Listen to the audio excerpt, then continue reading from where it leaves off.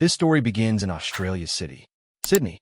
Here we see a girl at school, whose name is Janie. She studies in the same school with her younger brother John. Janie's father is an employee who works in an office in this same city. The next day, we see that her father is taking them far from the city into a barren desert. They both are still in their school uniforms. Actually, it had been a long time since they had all gone out together. That's why he was taking them out on a picnic. But today, Janie finds her father's behavior a little strange. He starts the car sometimes and then stops it again. After a while, meanwhile, John gets out of the car and starts running outside. Their father says that they will set up their camp right here. He has also brought food items with him. Janie takes them out and keeps them outside the car, and their father is still sitting inside the car. Janie has also brought a radio with her. Now her father, sitting in the car, is looking at his son through binoculars. Right then, Janie sees that her father is aiming a gun at her brother and is about to shoot him before the bullet can hit him. Janie comes and hides him behind the rocks. John, that is her younger brother, thinks that they all are playing some game. Janie doesn't tell him anything, but now Janie has understood that her father wants to kill both of them. She starts secretly running away from there with her brother. She sees that her father takes out a petrol can from the car and sprinkles it on the car and sets it on fire, and then shoots himself and ends his own life. Actually, Janie's father had been in depression for many days, so he wanted to kill Janie and John along with himself. Seeing this, Janie becomes very scared and takes some food items from the picnic spot and leaves with her brother. When John asks, she doesn't tell him anything, and she moves ahead into that barren desert. While walking, night falls. They have a little cat food with them. They survive by eating that and spend the night there and sleep. The next morning, they wake up and start moving forward. They reach quite a height. From there, they see only barren desert stretching far into the distance. They stop at one place. Now, they have only their last can of food left. They eat that, too, meaning now they have nothing left to eat. They have gotten lost in the desert. This is such a huge desert in Western Australia that without a map, getting out of here is almost impossible. Now night passes again. Today, it has been 3 days here for them. Because of thirst, their bodies start getting dehydrated. John gets tired and lies down. There, now he's unable to walk. Janie lifts him on her shoulder and starts moving forward. But now Janie has also become very tired. Janie tells him to stand up and walk forward with her. Because they cannot find water, John's eyes begin to close. Just then, Janie sees a tree in the distance. She thinks that they will stop there for a while and rest, and then move ahead.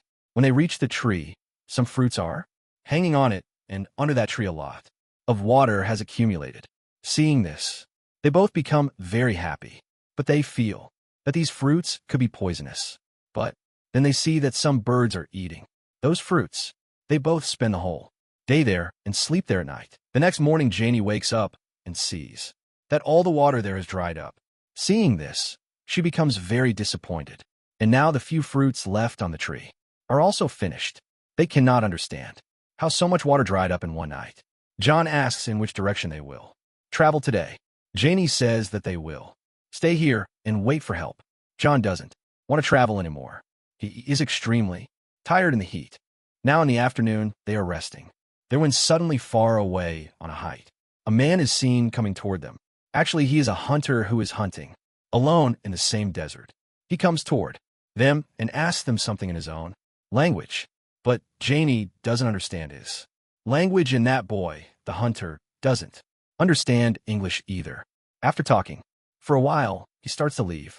Janie stops him and tries to explain her situation, but the boy understands nothing. Then John uses gestures to explain that they need drinking water.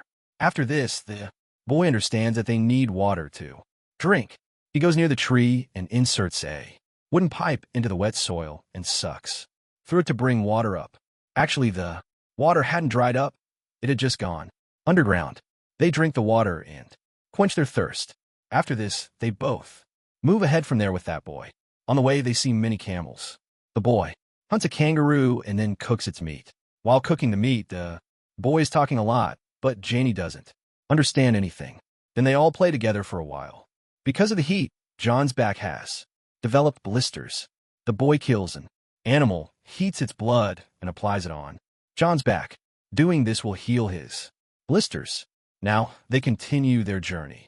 With him, the boy makes them a wooden umbrella so that they can be protected from the sun. John starts talking to the boy through gestures, and the boy also begins to understand John's gestures a little.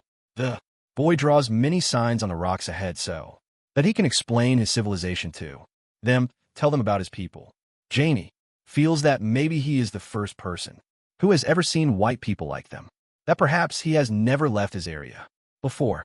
After this, Janie goes and swims in a nearby pond, and the boy goes hunting. A little further ahead, they find a weather balloon. A research team is working not far away, but they know nothing about it.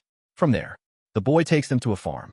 Janie runs toward it, thinking that maybe she will get help from here, but the farm is completely empty. Seeing this, she becomes very disappointed. Here the boy talks a lot to Janie, but Janie cannot understand anything. Maybe the boy has started liking Janie. After this, the boy goes hunting with John. He sees a buffalo there. He fights with it and throws it to the ground. Just then, some white Australians arrive in trucks. They have a buffalo tied behind their truck. They're shooting several buffaloes with their rifles. The boy stands there, watching all this. He doesn't like it, because this is not the right way to hunt. He returns to the farm disappointed. Janie calls out to him, but he doesn't listen. After a while, he goes outside. Outside, many buffalo bones are lying. He lies down among them and rubs the ashes of the bones all over his body. After this, when he returns to the farm, he starts dancing in front of Janie. Maybe he is trying to impress Janie, but seeing him like this, Janie gets scared and hides. He dances there the entire day and night. Later at night, Janie tells John that morning is about to come and that they both will leave from here. The next morning, John wakes Janie up. He asks why. The boy is nowhere to be seen. Janie feels that maybe the boy has gone back to his home. They both wear their school uniforms and get ready. When they start to leave, on the other side of the house, they see the boy's body hanging from a tree. Actually, he had killed himself. Seeing this, Janie feels very sad. She cleans the insects from his body. After this, they leave that place and reach the road and start moving ahead. Further ahead, they spot a mining town in the desert. There's a man there, and Janie receives help from there. A few years later, we see Janie in the same apartment in which she used to live. Now, she has grown up and has gotten married, too. But Janie still hasn't been able to forget that boy. She remembers the nights spent with him and remembers his words. And with this scene, the movie ends.